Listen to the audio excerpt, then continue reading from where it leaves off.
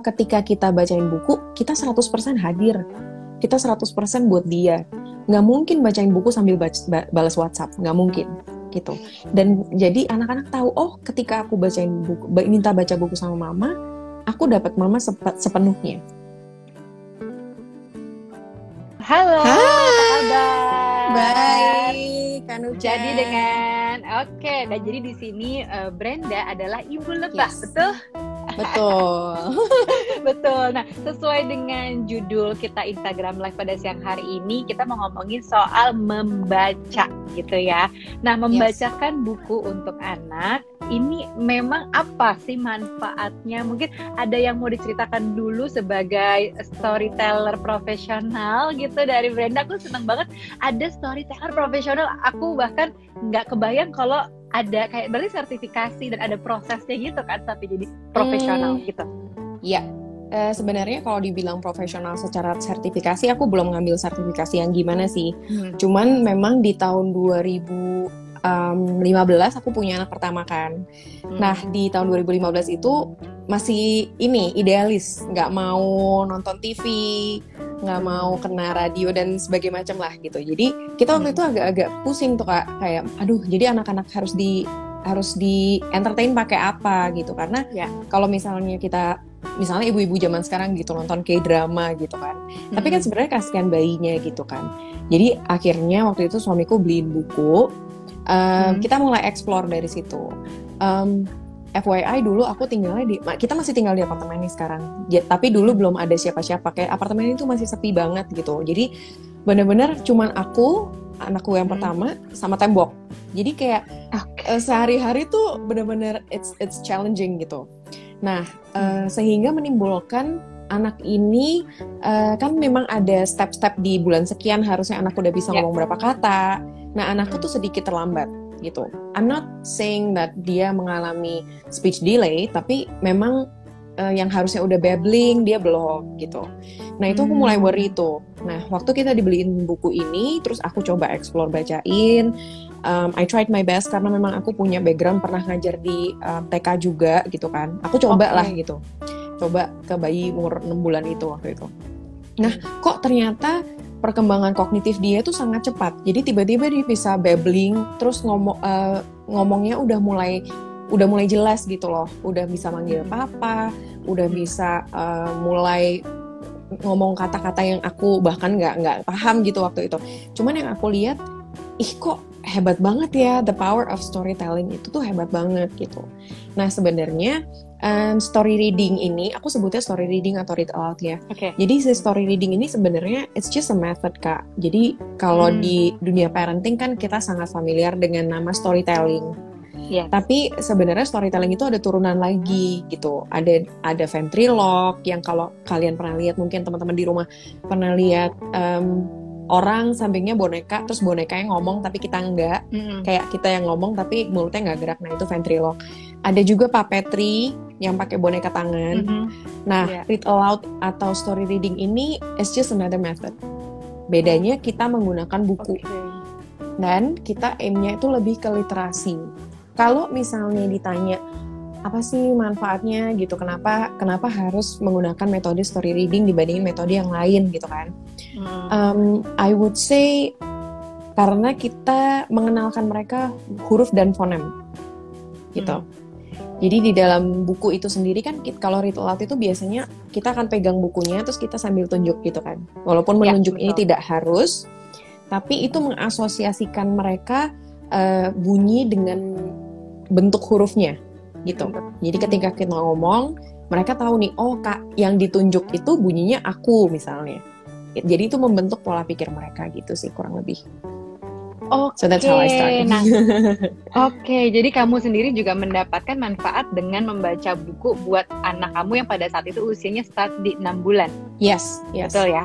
Oke. Dan mungkin aku sendiri juga punya pengalaman sih untuk membacakan buku tuh justru sebelum 6 bulan aku udah bacain tuh dari buku-buku yang masih hitam putih, karena kan katanya nih pada saat anak baru lahir mereka cuma bisa lihat semua hitam dan putih. Jadi dari yang sesimpel itu yang cuman gambar doang sampai udah ada tulisan, sampai mulai ada warna dan bentuk dan lain-lain gitu kan. Nah, tapi sebenarnya manfaatnya sendiri untuk membacakan selain tadi ya untuk mungkin belum sampai ke speech delay, tapi menurut kamu manfaat yang kamu rasakan apa sih, dengan apakah ada bonding time yang terasa di situ, atau mungkin begitu sudah rutin membacakan buku ini buat anak kemudian merasa kok kayaknya perkembangan kognitifnya cepat banget ya? Ada perasaan yang berbeda nggak? Kalau perasaan yang berbeda jelas yang pertama yang aku tadi bilang ya, jadi perkembangan kognitif dia sangat-sangat pesat. Yang kedua kemampuan bercerita itu tuh benar-benar terbentuk banget, karena kalau misalnya kita bacain buku yang udah melewati proses editing panjang ya, jadi pembukaannya gimana, cara mereka naik klimaks ceritanya gimana, terus nanti di akhir cerita endingnya gimana, diskusinya apa, itu membentuk kemampuan storytelling yang baik. Nah, ini yang selalu aku share sama teman-teman Kak di Hello Library juga, aku selalu bilang ketika kita sharing cerita sama anak-anak, kemampuan storytelling mereka itu yang nantinya akan bawa mereka tuh jauh ke depan gitu loh. Ketika kita mau lamar kerja atau mau bikin bisnis sesuatu gitu, nah kita kan butuh kemampuan storytelling itu. Gimana caranya kita membawa diri kita nih, personal brandingnya mau gimana. Nah itu tuh yang aku merasa banget. Dan yang pasti bonding sih. Kalau misalnya teman-teman di sini mungkin ada yang udah merasakan menyusui gitu ya, itu kan indah banget tuh, kayak pengalaman yang susah tapi itu indah banget menurut aku. Tapi kan menyusui kan nggak bisa selamanya gitu kan. Nah, apa sih bonding kedua yang paling erat, yang paling dalam, yang efeknya tuh panjang dan memori akan diingat panjang, itu baca buku sama-sama sih gitu. Bener sih. Aku tuh kayaknya waktu kecil ya nggak terlalu ingat kalau punya memori untuk membaca buku bersama, karena memang mungkin pada masa itu belum banyak buku anak-anak, terus belum gencar yang namanya membacakan buku untuk anak dan baca buku bersama, sehingga yang ada buku pelajaran pas SD. Jadi kayaknya momen-momen untuk baca buku tuh memang pada saat dulu tuh menurutku kurang sekali yang aku dapatkan, sehingga saat ini ketika semua orang tua milenial kayaknya justru dari awal-awal bayi baru lahir udah mulai kayak dibacain buat jadi kegiatan aja sih gitu awalnya, sampai akhirnya aku melihat saat ini nih aku memperhatikan kayak akun-akun Instagramnya Acha Sinaga yang kebetulan anaknya udah kalau nggak salah 7-8 bulan gitu, dia udah sering membacakan buku setiap hari. Jadi dia punya kayak kegiatan 1 buku 1 hari, dan bukunya tuh direpetisi, buku yang sama gitu, buku yang sama berkali-kali gitu. Nah, kalau menurut kamu ada nggak sih metode read aloud ini yang misalnya kita 1 buku 1 hari harus ada repetisi dan lain-lain, atau biar efektif mena ke anak-anak tuh seperti apa? Oke, kalau aku boleh saran, kalau teori atau metode pembacaan itu sebenarnya gini, aku selalu mulai sama persiapan. Jadi persiapan ini penting banget menurut aku. Kadang teman-teman kan kelewatan ya beli buku, yang penting covernya bagus, dibuka di rumah, dibaca bareng-bareng. Nah itu tuh menurut aku agak lebih bisa diperbaikin gitu. Ketika kita prepare, kita baca dulu nih bukunya, kita tahu kita mau siapin apa sih yang di dalam buku itu, ekstensinya mau kemana, mana kira-kira halaman yang akan sedikit challenging untuk si anak gitu. Karena kita punya rule sebenarnya di dalam 1 buku itu maksimal tuh 5 hal asing. Jadi kalau misalnya dia nggak pernah dengar kata-kata itu gitu ya, di dalam buku itu tuh kalau bisa 5 tuh udah maksimal. Kalau nggak nih anak ini akan bingung gitu loh, bingung mau cerna yang mana dulu gitu. Jadi persiapan itu penting. Nah setelah itu aku biasain tuh explore covernya gitu, karena kan nggak semua anak langsung into books gitu kan. Kadang kita ada yang telat mulai, ada yang memang ibunya nggak terlalu nggak terlalu jago storytelling atau emang nggak terlalu suka dunia buku misalnya gitu, tapi kan kita semua bisa mencoba. Itu sebenarnya bisa explore covernya dulu, kayak 5W1H misalnya, siapa nih yang ada di cover ini, terus kira-kira kenapa mukanya sedih begitu gitu, nanti kita dengerin ceritanya ya gitu. Nah nanti udah ngebacain buku, di akhir itu kita ajak diskusi sesuai dengan level kognitif anak. Jadi misalnya dia baru ngerti warna, ya yang kita tanyakan warna gitu. Kalau misalnya dia udah mengerti kalimat, anak umur 4-5 tahun gitu ya, kita ajak diskusi yang lebih dalam gitu. Bisa tentang benda-benda atau binatang yang ada di dalam buku, bisa juga fakta-fakta yang menyangkut benda dan hewan tersebut gitu. Nah kalau ya tadi kalau misalnya kakak cerita tentang repetisi, menurut aku itu penting banget gitu. Itu yang sering dilewatin sama parents. Kadang kan kita bosen ya, kok maunya itu lagi gitu. Kita udah sampai hafal, kok kitanya yang bosen ya. Itu lagi bosen. Kadang kita bosen kan gitu. Cuman one thing that we have to understand is when a kid asks for the same book over and over again, sebenarnya ada rasa penasaran yang belum terpenuhi gitu. Jadi misalnya The Very Hungry Caterpillar itu kan buku yang sangat terkenal. Misalnya anak-anak, iya, sampai bosen banget. Misalnya dia udah baca itu berkali-kali masih minta yang sama. Mungkin kita bisa kenalkan mereka dengan buah-buahan yang asli gitu. Mungkin dia masih bingung tuh antara pickle yang sama-sama hijau sama leaf itu apa. Karena kan kalau di buku cuman pickle itu bentuknya panjang, kalau leaf itu agak gendut gitu. Tapi kan secara konkretnya mereka nggak tahu gitu. Jadi itu masih rasa penasaran mereka misalnya gitu. Jadi sebenarnya repetisi itu penting banget. Oke, nah ini tadi ada yang nanya juga, kira-kira buku yang bagus buat anak-anak tuh ada kategorinya nggak sih, usia berapa sampai berapa? Misalnya harus yang soft books gitu kan, ada yang soft books, ada yang hard books. Dan kira-kira kalau rekomendasi dari Ibu Lebah sendiri seperti apa? Oke. Kalau ngomongin pemilihan buku itu kayaknya bisa satu live session sendiri karena itu panjang banget. Cuman kalau pada dasarnya, kalau aku bilang, misalnya teman-teman punya anak yang balita, satu, pilih buku yang tulisannya itu jelas gitu. Jadi pemilihan fontnya itu jangan yang lekuk-lekuk, jangan yang terlalu dempet-dempet gitu. Itu yang pertama. Yang kedua, ilustrasinya juga kalau bisa yang jelas. Jadi aku punya contoh ini, menurut aku bukunya bagus banget. Nih, jadi gambar dan tulisannya dia itu sangat jelas, terpisah jelas gitu loh Kak. Ini nggak ruwet sama sekali. Jadi anak-anak bisa belajar kayak, ini tuh gambar ini itu asosiasinya dengan tulisan ini gitu. Jadi memang jangan pilih gambar yang ruwet, pilih font yang baik, dan yang pasti sesuaikan sama rentang perhatian anak gitu. Rentang perhatian anak ini beda-beda tiap anak dan tidak berbanding lurus dengan usia. Jadi misalnya anak makin gede, misalnya anak 5 tahun belum tentu rentang perhatiannya lebih bagus dari anak 3 tahun yang sering baca buku gitu.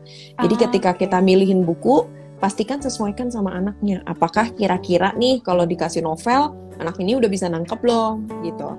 Atau masih buku pengenalan kata yang tadi misalnya satu gambar, satu tulisan, misalnya pohon, gambarnya pohon. Misalnya gambar bunga, ini bunga gitu. Jadi sampai mana gitu, kita harus bisa kenalin itu juga sih. Oke, yang harus kita perhatikan apa nih kalau untuk read aloud ke anak-anak? Ada hal-hal yang perlu orang tuanya perhatikan kah ketika selain bukunya ya? Misalnya ekspresinya, intonasinya, atau ada hal-hal tertentu yang perlu kita tahu sebagai orang tua yang membacakan?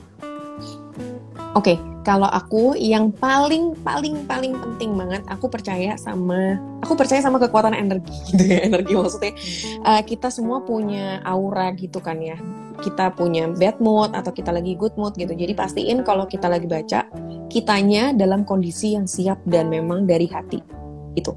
Kalau ngomongin soal teknik, itu ada tekniknya. Teknik pernafasan, sama kayak mungkin belajar nyanyi gitu ya. Teknik pernafasan, artikulasi, terus misalnya nada, intonasi, itu tuh bisa dipelajarin. Itu hanya skill. Jadi semua orang bisa belajar. Tapi yang kita nggak bisa pelajarin adalah hubungan itu kan, hubungan orang tua sama anak itu kan sangat berbeda gitu loh. Jadi ketika kita bacain buku, pastiin kitanya dalam kondisi yang happy, sehingga apapun dan bagaimanapun caranya kita bacain, itu akan transfer gitu. the joy itu ada terus gitu. Tapi kalau kitanya udah bete, dia nanya, duh apaan sih, bentar dong mami selesaiin dulu ngomongnya gitu. Misalnya jadi kayak gitu. Terus jadi sesi membacakan itu sama sekali nggak efektif gitu. Karena akan ada emotional blocking, ada mungkin bahkan trauma, misalnya anaknya robek buku terus maminya teriak gitu kan. Jadi make sure yang paling penting dalam read loud itu emosi kita udah stabil, waktunya udah ada gitu, disediakan, nggak terdistraksi sama handphone, sama kerjaan, itu baru kita mulai. Oke, nah sebelum kita lanjutkan obrolan kita, ini udah ada yang bertanya ya di kolom-kolom komen kita nih. Dari Dinda Nofsar bertanya, sampai kapan pengulangan membaca buku yang sama itu harus ganti ke buku yang lain? Nah ini nyambung sama yang tadi. Oke, mungkin yang ditanya teman-teman lebih ke repetisi ya, tapi yang aku mau sampaikan lebih ke rotasi gitu. Jadi kalau kita nih teman-teman Hello Library dan juga parents yang ada di rumah, mungkin kan kita punya banyak sekali buku ya, ada BBW gitu, ada event apa, wah borong gitu. Beli buku. Iya, abis itu bukunya nggak tahu mau dibaca kapan dan mana duluan yang dibaca gitu kan. Nah, aku punya tips nih. Kalau misalnya teman-teman mengalami struggle itu, tolong dipisah. Karena kalau kita aja bingung, apalagi anak-anak. Jadi aku selalu bilang, punyalah satu book headquarter gitu. Kayak pusatnya gitu, misalnya di kamar kalian, atau di gudang, atau di ruangan yang anak-anak nggak lihat lah gitu. Itu semua buku kalian ada di situ. Tapi nanti dibikinin rak display. Jadi anak-anak tuh nggak pusing, bukunya terlalu banyak. Dan kalaupun dia ternyata butuh repetisi, misalnya dia merasa dia masih mau baca itu, dia bisa ambil buku yang sama karena nggak ke distract sama pilihan yang terlalu banyak gitu. Nah, repetisi itu kalau ditanya berapa kali, sebenarnya serahin ke anak, balikin ke anak. Kalau aku tipe yang follow the child gitu. Kebetulan dua anakku di Montessori juga, jadi memang kita mempercayai paham itu gitu. Ketika anaknya udah cukup, ketika anaknya udah kenyang, dia akan berhenti, dia akan cari yang lain. Atau kalau misalnya nih edik banget gitu, aku pernah ngalamin anakku nggak mau berhenti satu buku itu doang, yang lainnya dia nggak mau. Nah, kalau kita rasa kita benar-benar udah explore semua, aku biasanya explore itu dari 5W1H dan 5 senses. Kalau 10 hal itu aku udah explore, dia masih mau, biasanya aku umpetin. Biasanya aku rotasi gitu. Tapi sebelum 10 itu terpenuhi, aku akan terus explore. Nah, untuk rotasi buku, jadi misalnya nih udah pasang buku di rak gitu, terus berapa lama sekali aku harus ganti. Kalau anaknya masih kecil, makin kecil anaknya atau makin pendek rentang perhatiannya, makin lama rotasinya. Bisa 3 bulan sekali, bisa 4 bulan sekali gitu. Tapi kalau misalnya anaknya udah lebih gede, udah lebih cepet nih baca satu buku aja sehari gitu misalnya, ya kita bisa lebih cepat, misalnya sebulan, 2 minggu gitu.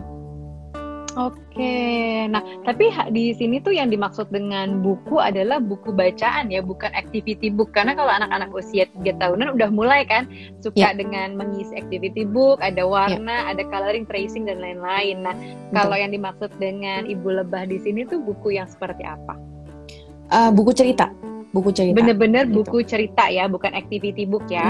Bukan activity book, tapi buku cerita ini sebenarnya bisa banyak sih, kayak reference storybook itu juga boleh. Sekarang kan banyak banget nih teman-teman kalau main ke toko buku gitu, itu udah banyak banget Kak, kayak misalnya buku belajar dinosaurus atau belajar tentang kedokteran, tapi dibentuk sebagai buku cerita. Nah itu termasuk tuh boleh dimasukkan kategori ini, tapi bukan buku diktat atau buku sekolah, dan juga bukan buku aktivitas. Oke, baiklah. Nah ini ada pertanyaan lagi nih dari Dira. Kapan waktu yang tepat untuk bacain buku ya Kak? Apakah ada jam-jam tertentu? Terus gimana menyiapkan anak bahwa sekarang waktunya baca buku? Oke. Kapan waktu terbaik adalah kalau idealnya adalah sebelum tidur. Gitu, karena ketika udah mandi ya, kita semua udah selesai nih harinya gitu, itu kan emosi kita pasti lebih stabil. Terus yang kedua, anak tuh gelombang otaknya udah mulai tenang gitu, dan biasanya kita udah mulai melakukan hal-hal bersama, makan bersama, misalnya berdoa bersama gitu ya. Jadi kalau nanti kapan-kapan teman-teman lagi konsultasi ke dokter anak, mungkin boleh tuh ngobrol sedikit tentang gelombang otak. Nah, ketika kita sudah gelombang otak anak itu udah masuk ke alfa tuh di mana? Kayak misalnya contoh gini deh. Guru-guru TK tuh kalau baru datang kan nyanyi dulu nih, tepuk tangan, gerakan bareng gitu kan. Nah, sebenarnya ketika kita melakukan gerakan yang sama, misalnya angkat tangan sama-sama. Nah, itu kita masukin anak ke gelombang alfa tuh, Kak. Nah, ketika otaknya udah siap, itu adalah waktu yang terbaik. Gitu. Waktu yang tidak terdistraksi, udah siap, udah tenang, itu sebelum tidur. Tapi kalau misalnya, aduh aku ngantor, anakku udah mau tidur apa segala macam, ya udah nggak apa-apa, pagi pas lagi breakfast atau pagi abis mandi gitu, itu juga nggak apa-apa banget. Yang terpenting tadi emotionally stable. Oke, yang paling penting itu ya. Aku setuju juga sih sama kamu bahwa aku kalau ngajarin, kalau bacain buku buat anak-anak menjelang tidur. Jadi itu jadi salah satu rutinitas supaya anak-anak tahu ketika waktunya mau tidur ya kita baca buku dulu. Karena kalau enggak, energi anak itu nggak habis-habis gitu loh kalau mau tidur malam. Selalu bawanya enggak, mau main dulu. Sementara kalau kita ayo langsung naik tempat tidur, kita baca buku, dia udah tahu tuh waktunya, oh sebentar lagi tidur nih. Kalau enggak, dia udah jam tidurnya pasti bakal lewat gitu kan. Nah, jadi mungkin ini buat yang bertanya, boleh sekalian jadi salah satu rutinitas buat menjelang tidur, dan itu sebisa mungkin rutin ya setiap hari. Jadi dia tahu ketika baca buku itu ya udah menuju tidur, setelah baca kita tidur bersama gitu. Jadi betul. Mungkin waktu yang paling pas seperti itu gitu ya. Nah, terus ada lagi nih kayaknya pertanyaan-pertanyaan, dalam membacakan buku untuk anak disarankan satu hari itu berapa kali? Apakah tadi malam aja atau boleh beberapa kali atau gimana? Ada rekomendasi kah? Kalau saran minimal 15 menit sehari gitu, minimal. Atau minimal satu buku lah gitu. Biasanya satu buku kalau sama diskusi sih 15 menit gitu, 15 sampai 20 menit. Jadi minimal 15 menit sehari. Kenapa? Karena itu membentuk kebiasaan gitu. Kalau bisa lebih banyak ya lebih baik. Tapi kalau misalnya nggak bisa atau teman-teman ada kerja, mungkin nggak ada adiknya gitu, nggak ada yang bantu ngasuh, satu buku tuh sebenarnya udah cukup sih per hari. Intinya membangun habit itu, membangun habit, terus memperkenalkan anak ke materi cetak gitu. Jadi satu hal yang didapat dari read aloud atau story reading ini adalah pengenalan atau familiar, membuat anak familiar dengan materi cetak, Kak. Yang kita mau kan, kita maunya membesarkan generasi yang nggak sebarin hoax gitu kan, yang apa-apa mereka akan baca dulu, mereka akan cari dulu gitu. Nah, kalau mereka sendiri nggak nyaman sama fisik buku itu sendiri, ya akan lebih susah gitu loh.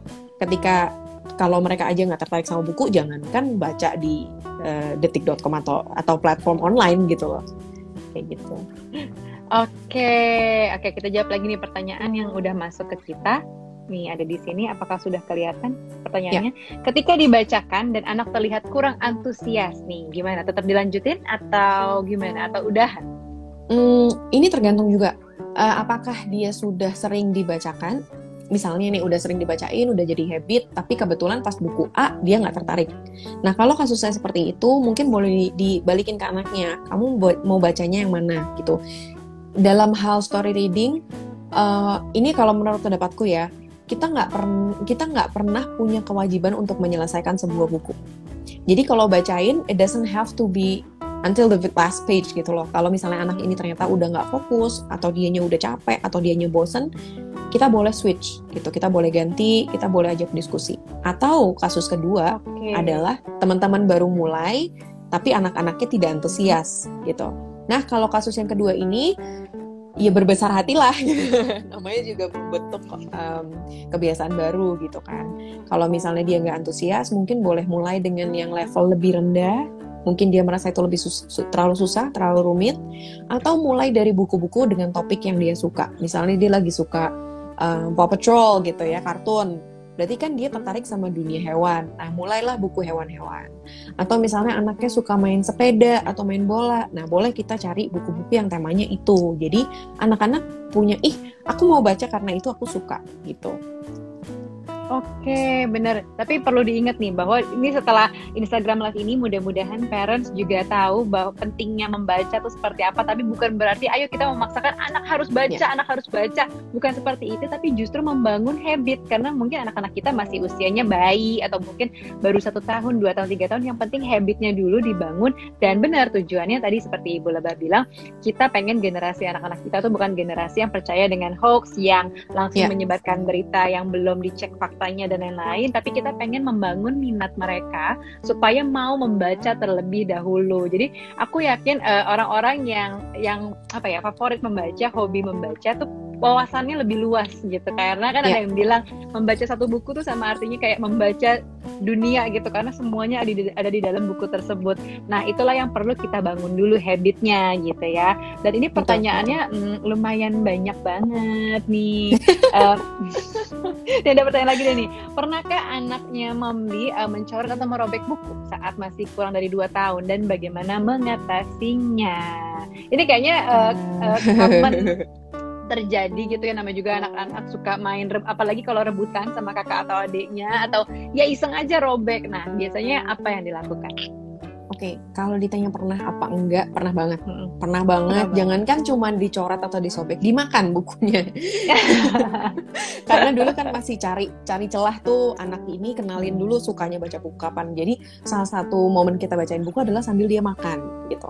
Nah, salahnya kita kan memang pakai metode BLW kan, coba BLW dulu. Jadi itu buku kita taruh di depan dia explore, dia lihat-lihat balik-balik halamannya, terus dia makan karena dia pikir itu bagian dari makanannya gitu kan. Tapi apa yang kita lakukan adalah yang nomor 1, tarik nafas. Tarik nafas, jangan panik karena itu wajar gitu. Yang kita perlu lakuin adalah kasih tahu mereka bahwa ini buku tidak untuk disobek gitu loh. Ini buku isinya gambar yang kita bisa lihat. Jadi diajak komunikasi karena mereka tuh pintar banget. Mereka tuh sangat amat pintar gitu loh. Jadi kalau diajak ngobrol pelan-pelan itu pasti ngerti gitu. Yang kedua, pastiin teman-teman juga beli bukunya sesuai umur mereka. Kayak misalnya di bawah 1 tahun itu pasti aku saraninnya kayak softbook atau boardbook. Jadi kalaupun digigit-gigit atau di apa itu nggak akan bahaya untuk dia gitu. Nggak robek gitu kan.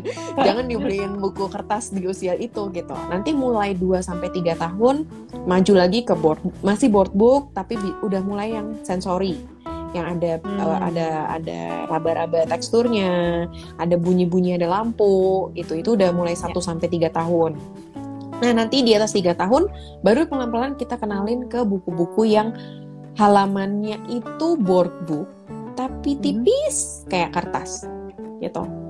Nanti baru pelan-pelan kita transisi menuju buku cerita yang kertas. Itu kalau untuk dipegang sama dia ya, sama anak. Tapi kalau kita mau bacain, sebenarnya mau bacain koran dari bayi juga nggak apa-apa. Kan dia nggak pegang, kita yang pegang kan, gitu. Ya, oke. Nah, ini juga menarik banget nih karena biasanya kalau tugas membaca itu adalah tugas bapaknya nih. Kebetulan suamiku ekspresif sekali sehingga membacakan buku ke anak tuh bisa banget dengan gayanya kayak suara, intonasi dan lain-lain sehingga anak nih bisa engage dengan cerita tersebut. Bedanya kalau aku mungkin lebih flat gitu. Kalau cerita ya udah kadang-kadang malah ya teks sesuai teks, tapi menurutku sendiri ini gak menarik banget ya kalau aku baca buku cerita. Jadi aku suka over ke bapaknya gitu. Dan aku percaya bahwa tadi selain kamu bilang juga energi orang tuanya membacakan cerita, menyiapkan mood yang enak gitu ya. Dan membaca tuh kayaknya memang perlu ada intonasi. Ketika misalnya ada beberapa karakter di situ, kita intonasinya disesuaikan dengan karakter tersebut. Dan kemudian mungkin gak perlu setiap kata kita bacain, tapi lebih kita mengambil intisari dari setiap cerita gitu kan ya? Atau gimana? Biasanya kalau dalam prinsipnya read aloud gimana? Kalau di dalam prinsip read aloud, kalau gini, tergantung. Kita harus tentukan dulu tujuannya, Kak. Jadi misalnya kita ngobrol nih sama suami gitu kan. Kita maunya anak kita ini belajar apa gitu. Apakah kita bener-bener kita lagi mau apa? Kita lagi mau bonding aja atau kita mau ningkatin literasi dia? Kalau tujuan kita adalah lebih ke kognitif, lebih ke misalnya memacu kelancaran bicara gitu ya. Aku akan suggest tetap bacain sesuai sama teksnya. Karena ketika sesuai sama teksnya, dia belajar misalnya fonem huruf ya. Yang kedua adalah pembentukan kalimat.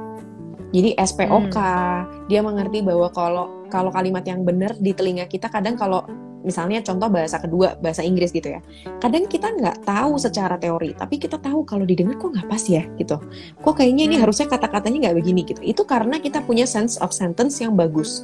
Nah itu yang kita mau bangun ketika kita membacakan buku. Karena sudah melewati proses editing yang lama, pemilihan katanya baik, mereka jadi tahu SPOK atau struktur kalimat yang baik itu seperti apa. Itu yang pertama.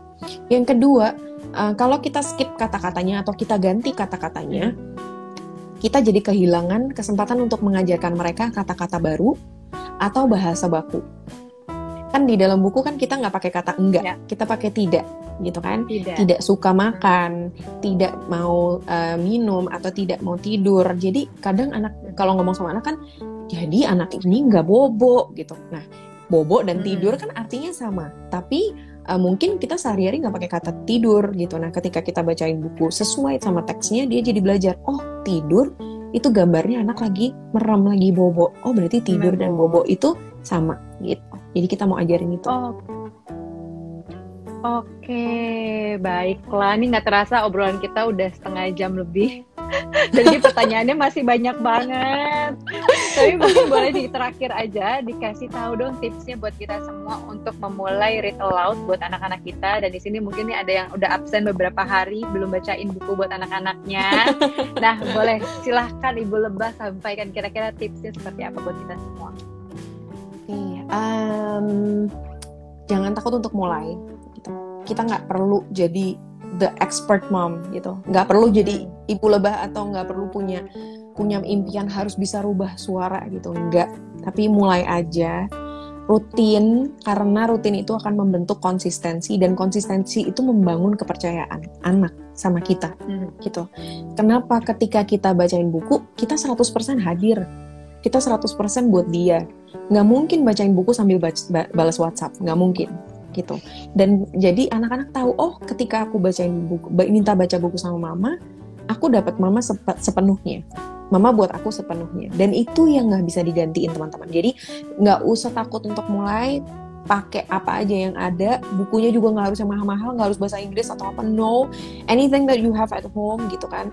Kalau nggak ada pun boleh baca kemasan aqua, kemasan beras, boleh aja gitu, tunjuk gitu. Boleh Google namanya Sudut Pasar. Intinya adalah mulai aja, pakai hati, jangan lupa untuk have fun dan jadikan mereka prioritas kamu di sepanjang 15 menit itu gitu. Oke, terima kasih banyak Mombi untuk obrolannya dan curhatnya, walaupun singkat nih cuma 30 menit tapi aku rasa parents semua mendapatkan insight-nya yang menarik banget, dan setidaknya mengingatkan kita bahwa 15 menit dalam satu hari itu penting sekali buat anak-anak buat membaca. Kalau misalnya ada yang bilang maksudnya quality time itu adalah memberikan 30 menit waktu kita satu hari itu lebih baik daripada sering tapi kitanya sebenarnya otaknya kemana, hatinya kemana dan tercecer gitu. Tapi lebih baik ya di sini adalah 15 menit untuk membacakan sesuai anaknya tinggal pilih mau buku yang mana dan lain-lain. Tapi untuk mengurangi distraction tadi, aku percaya juga abis ini kayaknya aku mau bebenah untuk buku-bukunya anak, nggak semuanya di display karena ada satu rak isinya tuh banyak banget, bukunya numpuk sekali gitu. Jadi kayaknya memang perlu aku simpan, dan yang di display itu adalah beberapa buku saja yang kira-kira kita akan rotasi dalam beberapa saat gitu. Jadi ini mungkin bisa menjadi tips buat kita semua gitu ya. Terima kasih banyak Ibu Lebah untuk ngobrol-ngobrolnya. Terima kasih juga untuk semua yang sudah menonton kita di siang hari ini. Sampai ketemu di Instagram Live berikutnya. Stay safe ya. Bye.